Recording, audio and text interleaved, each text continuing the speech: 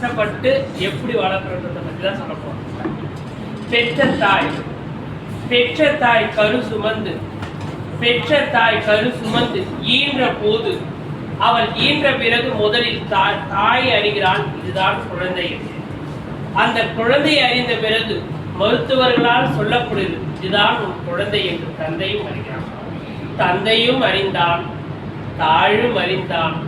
இருவரோடு வாழ்ந்து வந்த நேரத்தில் பிரிவு என்ற உபசரிப்பால் பிரித்து சென்றது.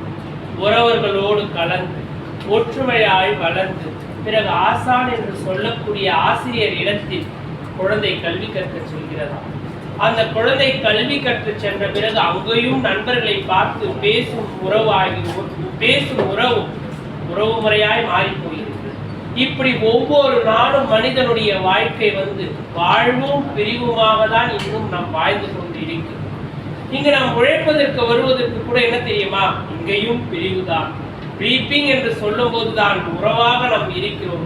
தொழில் என்று சென்று விட்டால் இங்கேயும் நாம் பலவாறாக பிரிந்துதான் செல்கிறோம்.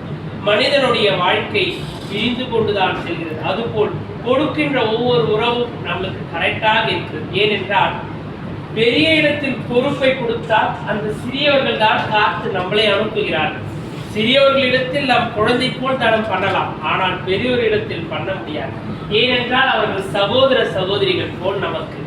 இவர்கள் நம்மளுக்கு பாசத்தை ஊட்டும் தாய் தந்தையர் போல் இவர்களுக்கு.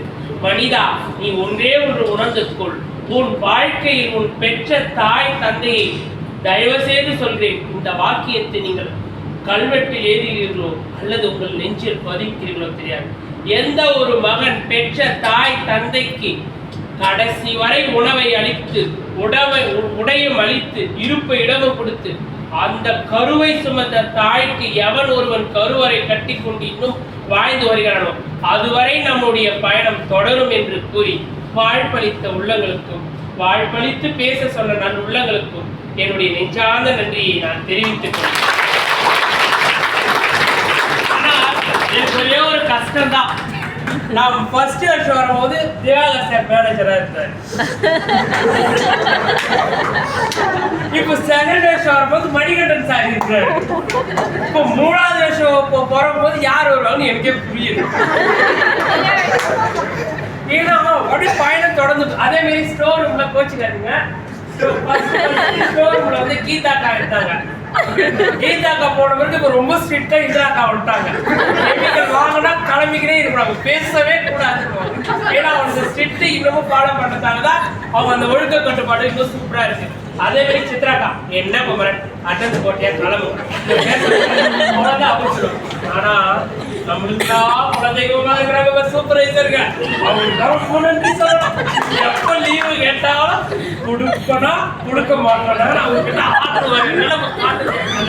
ஏன்னா அப்படியும் சில சார் இருக்காரு. ஆனா என்னதான் இருந்தாலும் விஜயகுமார் சார் மாதிரி ஒரு ஸ்ட்ரிக்டான விஷயம் நான் பார்த்தேன். இல்ல சார், நான் பெருமையா சொல்றேன், அன்னைக்கு மழை காலத்துல தெரியாத பிளாக் கலர் பேண்ட் தான் யூஸ் பண்ண தெரியாத ப்ரௌன போட்டு இவனுக்கு டியூட்டி கிடையாது, நீ வீட்டுக்கு போயிடு. நல்ல வேலை ஏடிஎம்ல காசு எடுத்து வந்தாலும் மிச்சமாச்சு. இங்கிருந்து வேலூர் பச்சை பாசுக்கு போயிட்டு 2 பேண்ட் வாங்கி மத்தியானம் டியூட்டி அப்படியே செஞ்சுட்டே போனேன். ஏன்னா வீட்டுக்கு தான் போகணும்னு பார்த்தா மறுபடியும் அப்படியேப்பட்ட நல்லவள். அதோட எனக்கு இன்னொன்று சொல்றேன், இந்த கருத்தான சார் தர்ம சார் தான். ஒவ்வொரு பைபிள் வசனத்திலிருந்து ஒவ்வொரு கருத்தை சொல்லுவார். அதை நான் டெய்லி ஒரு நாள் யோசிக்கிறேன், இந்த கருத்தை எதோட ஒப்பீடு கொடுத்து இவர் சொல்ற ஒரு கருத்தும் எங்களுக்கு வாழ்க்கையில மெழுகுவத்தி போல் ஏற்றி தான் வைக்கிறார்கள். இன்னும் நாங்கள் நுழைந்து கொண்டுதான் இருக்கிறோம். ஆகையால் அனைவரும் இந்த QPMS-ஐ நாம் இதைவிட பல மடங்கு பெருக வேண்டும். அதுபோல் நீங்களும் உழைக்க வேண்டும். மனிதா, நீ உழைத்திடு, விழித்திடு, என்றும் நீ நிலைத்திடு என்று கூறி இதற்கு மேல் பேசினால் மேனேஜர் முகமும் எனக்கும் வெறுக்கும். ஆகையால் வந்திருந்த அனைத்து நல்லுள்ளங்களுக்கும் நெஞ்சார்ந்த நன்றியை தெரிவித்துக் கொண்டு வாழ்வளித்ததற்கு நன்றி.